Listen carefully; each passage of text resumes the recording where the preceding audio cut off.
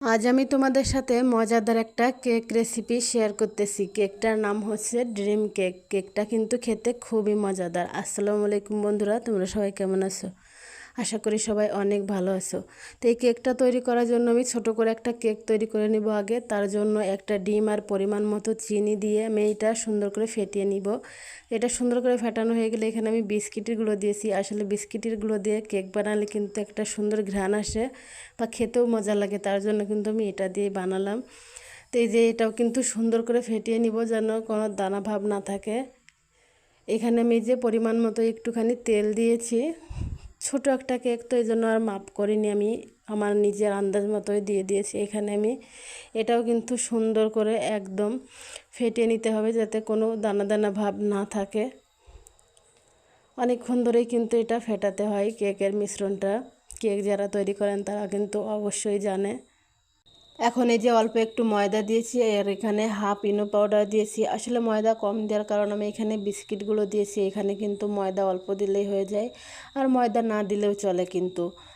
তো আমার ইচ্ছা হয়েছে তাই আমি দিয়েছি। এই যে একদম কিন্তু বেটারটা রেডি হয়ে গেছে, এখানে কোনো দানা ভাব নেই, দেখলেই বোঝা যাচ্ছে।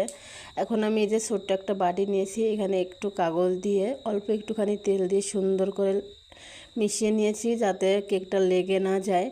তো মিশ্রণটা আমি সুন্দর করে সবটা ঢেলে দিয়েছি।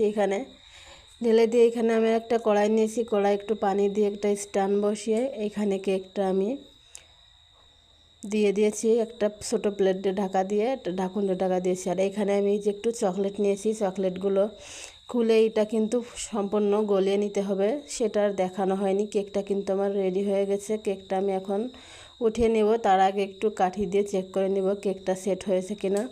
কেকটা কিন্তু আমার একদমই সেট হয়ে গেছে, কমপ্লিট হয়ে গেছে। কেকটা ছোট হিসাবে কিন্তু কেকটা আমার অনেক সুন্দর হয়েছিল।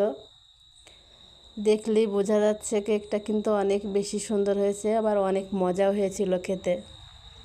ছোট্ট মাত্র একটা ডিমের কেক। তো এখন আমি এই যে এখানে একটু সুগার সিরাপ তৈরি করে নেব। এই কেকটা বানানোর জন্য সুগার সিরাপ লাগে। এটা আমি যে পানি দিয়ে এটা তৈরি করে নিয়েছি। এখন আমি এখানে 100 গ্রাম ছানা নিয়েছি। 100 গ্রাম ছানা আর একটা বাটি আইসক্রিম নিয়েছি। ছানাটা সুন্দর করে মিহি করে নিতে হবে যাতে এখানে কোনো দানা ভাব না থাকে। তো এটা কিন্তু একদমই রেডি হয়ে গেছে। তারপরে এই যে আমি বাটিতে কেক নিয়েছি, যে বাটিতে আমি সেট করব কেকটা সেই বাটিতে। তারপরে যে আমি সুগার সিরাপটা দিয়ে দিলাম। সুগার সিরাপটা সুন্দর করে দিয়ে এই যে আমি এখন এই মিষ্টির ব্যাটারটা দিয়ে দিব।